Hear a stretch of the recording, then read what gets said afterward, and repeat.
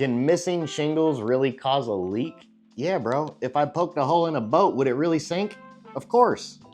Hey, this is Ricky Steele with Northgate Construction. These are some common questions that roofers get. How do you know if you need a new roof or just to repair your roof? Well, based on the age and the condition of roofs, that's typically how you know if it needs to be replaced. When we come out to your home, we're typically looking to save you the most amount of money. We don't want to replace the whole roof. If we can get away with just a repair, let's give you a repair. Well, how do you know if you qualify for a repair?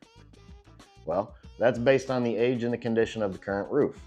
I can't repair it if when I go to touch it, it's brittle, it cracks, it breaks. They say, common knowledge, if your roof's old enough to buy beer, probably needs to be replaced. They're costing you money and it's leaking. Good night. How long does a typical roof last? Well, depends on the shingle manufacturer. They all have warranties and of course a guarantee. You got to read the fine print nobody ever bothers to talk about. Most salespeople don't talk about. Why do you think that is? What are some signs of a failing roof? It's a great question. When you walk outside, look at your gutters, go down to the downspout. That's the thing that comes from the top of the gutter all the way down to the bottom, to the ground. Look down there at the ground. What do you see?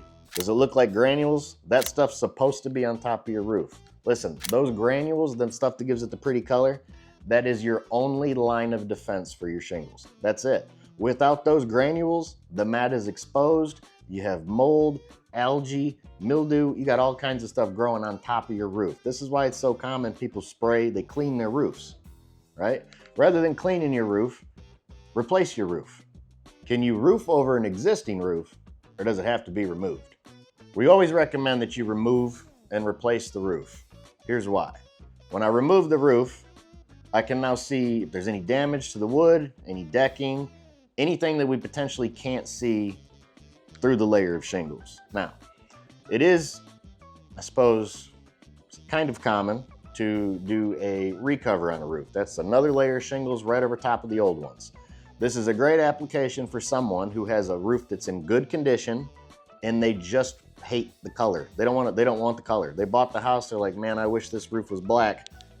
Okay, fine. It's got to be a 3-tab shingle. It has to lay completely flat. If it doesn't lay flat, it obviously will blow off. So you can only do a recover on a 3-tab shingle. It cannot be an architectural shingle. Otherwise it'll lay like this. It'd be bad. How much does a new roof cost? Well, roofs range from $20,000 to $40,000. It's important that you contact somebody that you know you can trust. They got a product that you love. They have financing options that make sense for you and your family.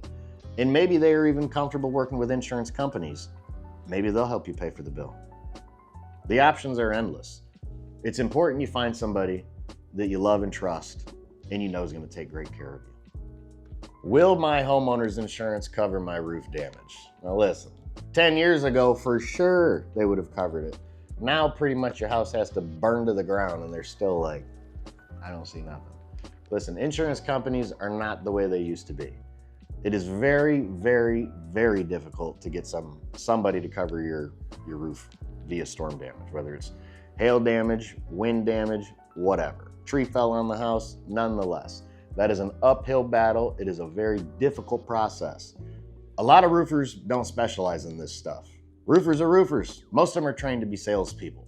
Most of them are not insurance specialists. Long story short, insurance companies should cover the damage. Do they? No. Give us a call. We'd be happy to help. It's not the silver bullet. We don't have all the answers, but at least you have somebody fighting in your corner. We'd be happy to help you. Another helpful tip that I just recently learned, we're in the tech industry, we're in the tech times right now, if you will. AI is everything. You can take your insurance policy, upload it into ChatGPT. It'll highlight all of the provisions, all of the terms, everything that you'll need. You can combat your insurance company with that. Again, it is their job to not pay for anything. It's their actual job. So use all the tools that you can. It's important that you have somebody fight for you. Understand this, when the insurance company comes out, not only is it their job to say no, the adjuster or their attorney adjuster that's coming out on behalf of the insurance company, who's coming out to represent you? Do you have your attorney there? Do you have your adjuster there? Who's up on top of that roof fighting for you and your home? Most roofers don't do this. That's why it's so important to hire an insurance specialist. This is what we do. A question we got off TikTok is, do you offer financing options for your roof replacements? Of course we do. Many options. Applying for our financing is super easy. We make it turnkey. Just go to our website, click the financing tab. There's like 3 questions. Fill them out. It'll tell you instantly if you're approved. No more waiting. Just simply go to the website, click the button, enter in your info, done. You'll know right away. When's the best time to replace your roof in Michigan?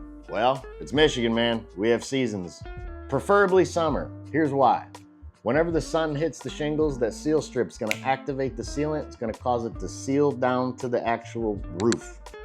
Some shingle manufacturers specifically say you can't install under 40-degree temperatures. Be sure to check with your local roofer. Make sure you choose the right one.